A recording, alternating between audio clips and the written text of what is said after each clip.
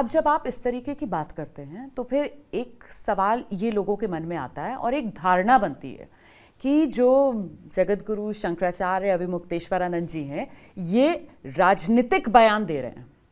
और ये राजनीतिक बयान इसलिए दे रहे हैं क्योंकि अभिमुक्तेश्वरानंद जी स्वामी जी जो हैं वो मोदी विरोधी हैं और कांग्रेस के समर्थक शंकराचार्य हैं। अब ये धारणा सही है या गलत, मैं इस बहस में जा ही नहीं रही हूँ, लेकिन मैं ये जानना चाहती हूँ कि एक शंकराचार्य के पद पर बैठे हुए व्यक्ति के लिए अगर इस तरीके की धारणा बन रही है समाज में, तो इसमें किसका हित किसका अहित? देखिए, बात यह है कि धारणा बनती नहीं है, बनाई जाती है। तो ये धारणा बनाई जा रही है। किसकी तरफ से? किसको कहें? आप तो कह सकते हैं। कांग्रेसी निरूपित हमको कर देने में किसका फायदा हो सकता है? बीजेपी का। जिसका फायदा हो सकता है वो लोग ये निरूपित कर रहे हैं, और ये एक कमजोरी की भी निशानी है।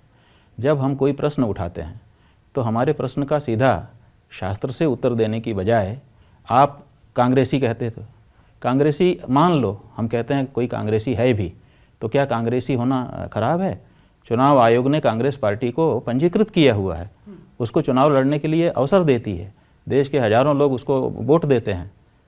अगर वो अवैधानिक होती या असामाजिक होती या अनैतिक होती या अधार्मिक होती या कोई भी होती तो उसको अवसर थोड़े दिया जाता। तो चुनाव आयोग जिस पार्टी को पंजीकृत करता है, और जो कहने वाले हैं वो खुद भाजपा में हैं, माने वो भी एक राजनीतिक पार्टी के लोग हैं।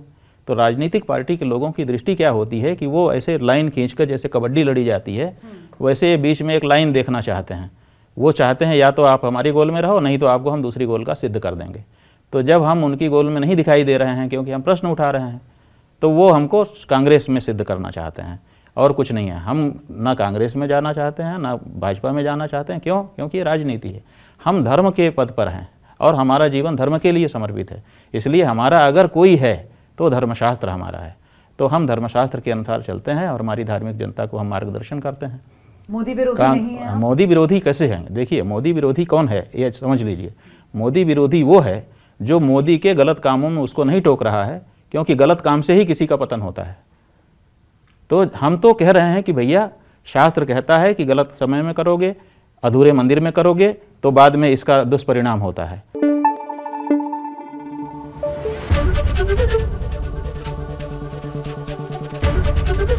एबीपी न्यूज आपको रखे आगे।